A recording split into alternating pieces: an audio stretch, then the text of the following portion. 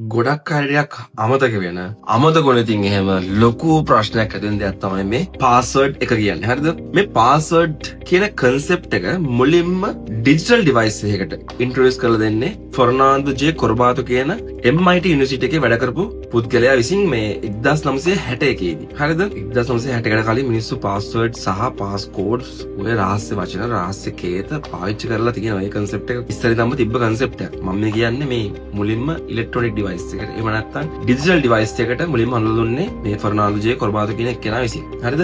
මේක හඳුන්වලා දෙන්නත් සිද්ධියක් බලපෑවා. ඒක තමයි මේ ඒ කාලේ මේ අද වගේ මේ හැමෝටම තනි තනියෙන් පාවිච්චි කරන විදිහට personal computers තිබ්බේ නැහැ. හරිද?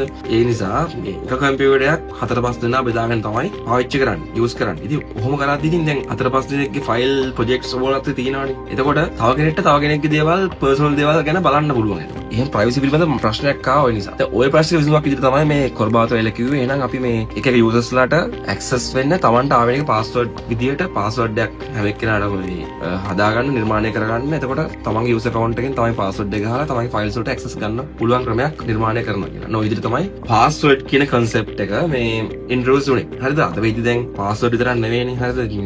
fingerprint තියෙනවා. හරිද? ඊට පස්සේ face recognition තියෙනවා. ඊට පස්සේ මේ iris ඉඳන් recognition කරන්න scanners තියෙනවා. නෝ වගේ දේවල් තියෙනවා. හරිද? ඉතින් මම හිතුවා මේ interesting fact එක ඔයාලත් එක්ක බෙදා ගන්න ඕනේ කියලා. තව දෙයක් තමයි මේ password තව කාටවත් දෙන්න යන්න එපා. හරි? එහෙනම් මේ මම ගිහිල්ලා එන්නම් හැමෝටම ජය වේවා.